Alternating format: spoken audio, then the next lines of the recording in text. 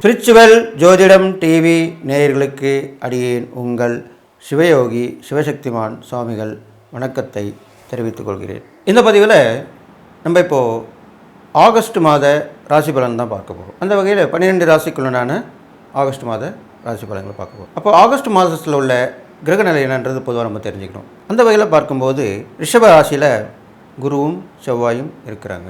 அது இல்லாமல் மிதுன ராசியிலே சந்திர பகவான் வீற்றிருக்கிறார். கடக ராசியிலே சூரியனும் சுக்கிரனும் வீற்றிருக்கிறார்கள். சிம்ம ராசியிலே புத பகவான் வீற்றிருக்கிறார். கன்னி ராசியிலே கேது பகவான் வீற்றிருக்கிறார். கும்பத்திலிருந்து வக்ரகதியிலே மகரத்திலே சனி பகவான் வீற்றிருக்கிறார். மீனத்திலே மீனராசி என்று சொல்லக்கூடிய மீனராசியிலே ராகு பகவான் வீற்றிருக்கிறார். இதுதான் பொதுவான பலனாக சொல்லப்பட்டிருக்கு. அப்போ அந்த ஆகஸ்ட் மாத ராசி கிரகநிலை பார்க்கும்போது குருவன் செவ்வாய் சேர்ந்ததுனால யோகங்கள் தான் ஏற்பட்டுருக்கும். நல்ல விஷயங்கள் தான் நடக்க போகுது. அது ரிஷப ராசியில் இருக்கிறனால காலபுருஷ தத்துவத்துக்கு தனகாரகன் 2ஆம் இடத்துல இருக்கிறனால கொடுக்கல் வாங்கல் எல்லாருக்குமே நல்லா சீராக இருக்கும். பணம் புழங்கும், பணம் தட்டுப்பாடு நீங்கி இது வரைக்கும் பணம் தட்டுப்பாடாக இருக்கும், அது நீங்கி இருக்கும். இது மாதிரிலாம் நடக்கும். சந்திரன் மிதுன ராசியில் இருந்திருக்கிறனால ஒரு வித பயங்கள் மக்களிடையே பீதி ஏற்படும். நமக்கு என்ன ஆகுமோ ஏதாகுமோ மனோகரன் இல்லையா, ஒரு விதமான அச்ச உணர்வு ஏற்படும்.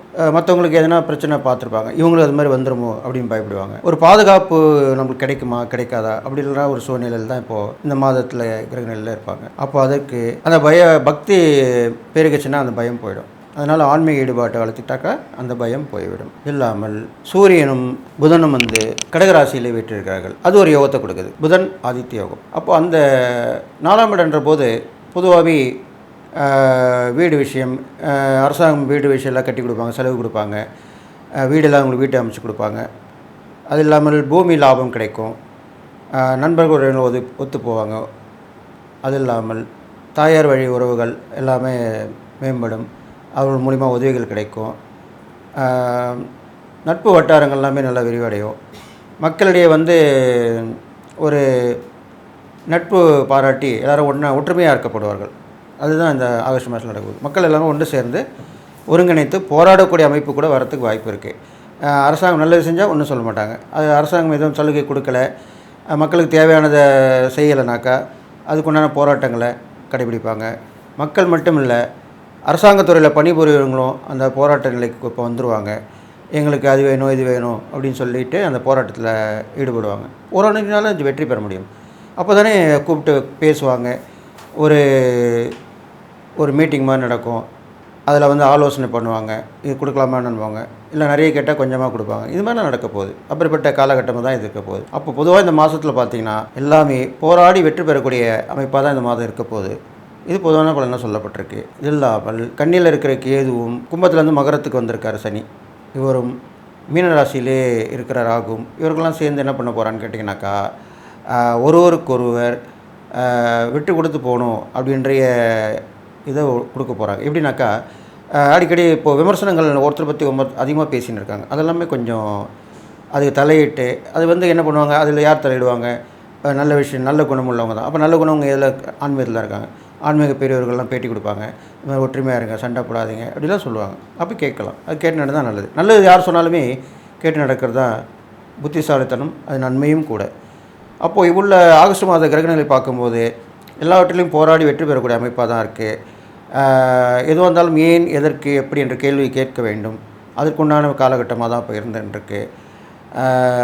இருந்தாலும் மக்களுடைய இந்த 2 யோகங்கள் இந்த மாத பலன்களில் கிடைக்கிறபடியால் அதன் மூலியமாக பலவித நன்மைகள் வரும். சில பேர் திடீர்னு ஒன்றுமே இல்லாதவங்களுக்கு நல்ல ஒரு ஓகோன்னு ஒரு வாழ்க்கை அமையும். பதவி இல்லாமல் வேலை இல்லாமல் கஷ்டப்படுறவங்களுக்கு அந்த பதவி உயர்வு, உத்தியோக உயர்வு, ஊதிய உயர்வு இதெல்லாமே கிடைக்கும். இதனால் ஏற்றம் இறக்குமான மாதமாக தான் இந்த மாதம் சொல்லப்பட்டிருக்கு. அதனால் இதை கடைபிடித்து நான் சொல்லக்கூடிய ஒவ்வொரு ராசிக்கும் ஒரு பரிகாரங்கள் தான தர்மங்கள் சொல்லிட்டு வருவேன். அதெல்லாம் பார்த்து கவனமாக கேட்டு நடந்துக்கிட்டிங்கன்னா நீங்கள் இந்த மாதத்து பலனை கண்டிப்பாக அனுபவித்து நல்லபடியாக வந்துடுவீங்க. அதனால் இப்போது இந்த பொதுவாக நீங்கள் இந்த ஆகஸ்ட் மாதம் கிரகநிலை வச்சு பார்க்கும்போது குரு வழியில் குரு தட்சிணாமூர்த்தி வழிபடலாம், குரு வழிபடலாம். குருமார்களாக சொல்லக்கூடிய அந்த சாய்பாபா, மகாபெரிவா, ராகவேந்தர் இப்படிலாம் இருக்காங்க மகான்கள், அவங்களுடைய தரிசனம்லாம் படலாம். இதெல்லாம் நீங்கள் சென்று வணங்கிட்டு வரணும். இது இல்லாமல் இந்த மாதம் பிரச்சனையாக இருக்கிறனால ஜீவசமாதி தரிசனம் இப்போ ரொம்ப பெயர் பெற்று பிரபலமாக போயின்னு இருக்கு. நிறைய இடத்துல சொல்லி இது பண்ணியிருக்காங்க. அடியனும் நிறைய சொல்லியிருக்கேன் ஜீவசமாதி பற்றி. அதனால் அந்த ஜீவசமாதி தேடி போய் எல்லாம் அமர்ந்து அங்கே தியானம் பண்ணி வீட்டில் நிலவர பிரச்சனையும் நாட்டில் நிலவர பிரச்சனையும் சொல்லி நீங்கள் மனமுருக கோரிக்கை வச்சிங்கன்னா கண்டிப்பாக அதுக்கு நல்ல பலன் கிடைக்கும்னு சொல்லி இந்த ஆகஸ்ட் மாத பொது பலன்கள் இப்படி தான் இருக்குது. ஏற்ற இறக்கமாக தான் இருக்கும். போராடி வெற்றி பெறக்கூடிய அமைப்பாக இருக்குது. அதனால் இறை வழிபாடும் தான தர்மங்களும் தான் கண்டிப்பாக இதற்கு கை கொடுக்கும் என்று சொல்லி இந்த 12 ராசியில் கூட நான் சொல்ல போகிறேன். அதுக்கு முன்னாடி என்னோட குருநாதரை வணக்கிறேன். ஓம் குருப்யோ நம. நற்பவி நற்பவி நற்பவி. ஓம் காஞ்சிவாசாய வித்மகி சாந்தரூபாய தீமகி தன்னோ சந்திரசேகர பிரச்சோதயாத். என்னோட ஆத்மாதர் மகா காளி வணக்கம். ஓம் காளிகாசாய வித்மகி மசான வாசின்ன தீமகி தன்னோ அகோர பிரச்சோதயாத் என்று சொல்லி என்னுடைய உபாசனதான் என்ன மகாவாரங்கி வணங்குகிறேன். ஓம் அகிஷத் பஜாயி வித்மகி சண்டகஸ்தாய தீமகி தன்னோ வாராகி பிரச்சோதயாத். இப்போது 12 ராசிகளுக்கு உண்டான ஆகஸ்ட் மாத கிரகநிலை இப்போது பார்க்கலாம். மிதுன ராசி பிறந்தவங்க பார்த்திங்கனாக்கா குரு 12 இருக்கார். செவ்வாயும் கூட சேர்ந்து யோகத்தை கொடுக்காரு. இருந்தாலும் உங்கள் ராசியில் இப்போ உள்ள நிலைகள் பார்க்கும்போது சந்திரன் இருக்கார். 2ஆம் இடத்துல சூரியனும் புதனும் இருக்காங்க. 3ஆம் இடத்துல சுக்கிரன் இருக்காங்க. 4ஆம் இடத்துல கேது இருக்காங்க. இது இல்லாமல் உங்கள் ராசிக்கு 9ஆம் இடத்துல இந்த சனி பகவான் இப்போது வக்ரம் பெற்று 8க்கு வந்திருக்கார். ராகு 10ஆம் இடத்துல இருக்காங்க. இதுதான் உங்களுடைய கிரக நிலவரங்கள். அந்த வகையில் பார்க்கும்போது உங்களுக்கு இப்பொழுது வேலை நிமித்தமாக வெளியூர் வெளிநாடு செல்லக்கூடிய அமைப்பு இப்போ இருக்குது. இந்த ஆகஸ்ட் மாதத்தில் உண்டு. அது கண்டிப்பாக நடக்கும். அது இல்லாமல் டிரான்ஸ்ஃபராக கூட கிடைக்கலாம். அது டிரான்ஸ்ஃபராக கூட இருக்கலாம். அது இல்லாமல் பயணங்கள் மூலமாக நல்ல பலன் கிடைக்கக்கூடியும். அது இல்லாமல் உங்களுடைய எண்ணங்கள் பூர்த்தி ஆகும். மனசில் வெளியே சொல்லாமல் இருந்திருப்பீங்க. அப்பேற்பட்ட எண்ணங்கள் கண்டிப்பாக பூர்த்தி ஆகும். நம்ம மனசில் நினச்சிருந்தோம் இப்போ நல்லா நடந்துருச்சே அப்படி தான் நினைப்பீங்க. அது இல்லாமல் குடும்பத்தில் நல்ல ஒரு முன்னேற்றமான சூழ்நிலை தான் இருக்கும். ஆசைப்பட்ட பொருள்லாம் வாங்கிடுவீங்க. வீட்டுக்கு தேவையான பொருள், அத்தியாவசிய பொருள்லாம் தேவையானதை வாங்காமல் ரொம்ப நாளாக தள்ளி போயிருக்கோம். அதெல்லாம் வாங்கி போட்டுருவீங்க.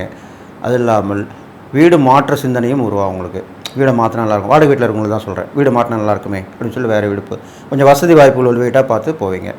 சொந்த வீட்டில் இருக்கவங்க கொஞ்சம் அதை ஜோடிக்கிறதுக்கும் அதை ஒரு சாதாரணமாக ரெனோவேஷன் சொல்லுவோம் இல்லையா, ரிப்பேர் பண்ணி வச்சுக்கிறது, அது மாதிரிலாம் பண்ணிப்பீங்க.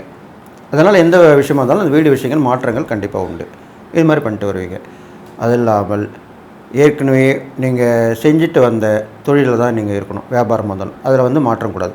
புதுசாக எதுவும் ஆரம்பிக்கக்கூடாது. அதுக்கு தான் அப்படி சொல்கிறேன். புதுசாக ஏதோ தொழிலோ வியாபாரமோ ஆரம்பிக்கக்கூடாது. இருக்கிற தொழிலாக இருந்தாலும் வியாபாரம் வந்தாலும் அதை நடத்திட்டு வரணும். இதில் உங்களுக்கு கூட இந்த நேரத்தில் உதவி தேவைப்படும். அப்போ என்ன பண்ணுவீங்க, கூட நெருக்கமாக இருக்கிறவங்க, சொந்த உறவிலேயே கொஞ்சம் க்ளோஸாக இருக்கவங்க, அவங்கள தான் நீங்கள் வச்சுக்கணும். அவங்க வரல கூட அவங்க ஆலோசனை கேட்டு நடக்கலாம். இப்போ உள்ள காலகட்டம் அப்படி இருக்குது. அதனால் அப்படி சொல்லியிருக்கேன். இது மாதிரி ஆலோசனை கேட்டு நடந்துட்டு வந்தீங்கன்னா கண்டிப்பாக அகலக்கால் வைக்கக்கூடாது. அதுக்காக தான் அப்படி சொல்லியிருக்கேன். இது மாதிரி பண்ணிட்டு வரணும்.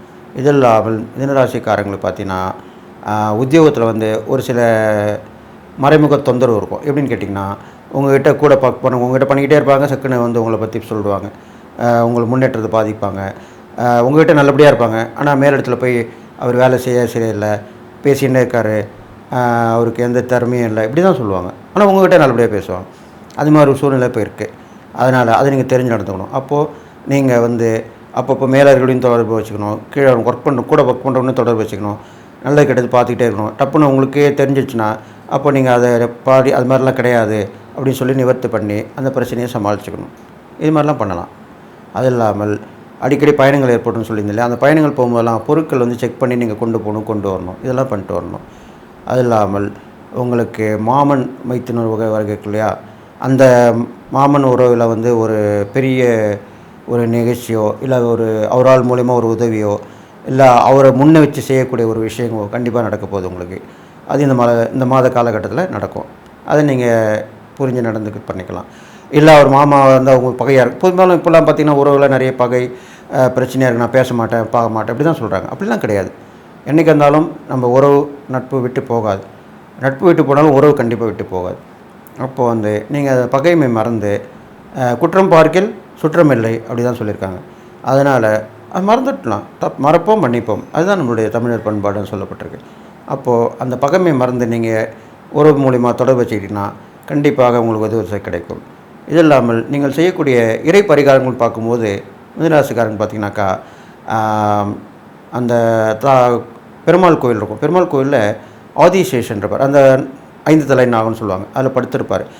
அதில் சில படுத்திருக்கிற கோயிலாக இருந்தாலும் ஓகே. இல்லைன்னா தனியாக அந்த ஆதிசேஷன் மட்டும் கோயிலே இருக்கும். பெருமாள் கோயில் இருக்கும். அந்த ஆதிசேஷனுக்கு போயிட்டு மஞ்சள் குங்குமம் இப்போ எப்படி நம்ம நாகத்துக்கு புற்றுள்ள நாகத்துக்கெல்லாம் போகிறோம், மஞ்சள் பூசுவோம், குங்குமம் போட்டு வைப்போம், அப்புறம் கற்பூரார்த்தி காட்டுவோம், அந்த மாதிரி பண்ணணும். அந்த 5 தலை நாகம் அதுதான் ஆதிசேஷன் சொல்லுவாங்க. அதுக்கு நீங்கள் வழிபாடு பண்ணிட்டு வந்தீங்கன்னா உங்களுக்கு ஏகப்பட்ட பிரச்சனை இருக்குது, அதெல்லாம் தீர்ந்துடும். தடைப்பட்ட விஷயங்கள், ரொம்ப நாளாக முடியாத விஷயங்கள் எல்லாமே நடக்கும். அது ஒரு வெள்ளிக்கிழமையில் செய்யணும். அந்த ஆதிசேஷனுக்கு வெள்ளிக்கிழமையில் செய்கிறது ரொம்ப விசேஷமாக சொல்லப்பட்டிருக்கு. இது இல்லாமல் ஒரு படம் இருந்தால் கூட நீங்கள் வீட்டில் வாங்கி வச்சு வணங்கிடலாம். ஆதிசேஷன் மூலிமா படுத்திருக்க மாதிரி பெருமாள் அது மாதிரிலாம் வாங்கி வச்சு இப்போ கும்பிட்டுட்டு வரலாம். இது இல்லாமல் ரொம்ப நாளாக படுத்து உடம்பு சரியாக நோயை பார்த்துருக்காங்க இல்லையா, அவங்களுக்கு உதவி பண்ணலாம். தான தர்மம் பண்ணலாம், மருந்து மாத்திரை வாங்கி கொடுக்கலாம், சாப்பாடு வாங்கி கொடுக்கலாம். இதெல்லாமே இப்போ தேடி போட்டு இதெல்லாம் ஈஸியாக நீங்கள் கண்டுபிடிச்சிடலாம். இப்போ உள்ள காலகட்டங்களில் ஈஸியாக எல்லாமே கண்டுபிடிக்கக்கூடிய சூழ்நிலைகள், வாய்ப்புகள் எல்லாமே இருக்குது. அப்போ நீங்கள் அப்படிப்பட்டவங்களுக்கு போய் ரொம்ப நாளாக உடம்பு சரியாமல் இருக்குவாங்க, தொடர்ந்து அவங்க வீட்டில் இருக்கவங்களும் கவனிக்க மாட்டாங்க. ஏன்னா தொடர்ந்து இருக்கவங்களுக்கு எப்படி பண்ணுவோம், செலவாகினே இருக்கும். அப்போது அப்படிப்பட்டவங்களுக்கு போய் நீங்கள் உதவி பண்ணால் கண்டிப்பாக நல்லது நடக்கும். இந்த ஆகஸ்ட் மாத கிரகநிலை பார்க்கும்போது உங்களுக்கு ஒன்று போகும், ஒன்று வரும். அதுதான் முக்கியமான சொல்லக்கூடிய ஒரு விஷயமாக இருக்குது. இது இல்லாமல் ஏற்றங்களும் இருந்துக்கிட்டே இருக்கும். சமயோசித புத்தி தான் இந்த காலத்தில் கை கொடுக்கும். யோசித்து எது வந்தாலும் யோசித்து செஞ்சிங்கன்னா கண்டிப்பாக அதன் பலன் கிடைக்கும். நான் சொன்ன இந்த இறை பரிகாரங்கள், தான தர்மங்கள் எல்லாம் பண்ணிட்டு வாங்க. உங்களுக்கு மேன்மேலும் நல்ல விஷயமாக தான் நடக்க போகுது. பொதுவாக கிரகங்கள் நல்ல சூழ்நிலை தான் இருந்துருக்கு.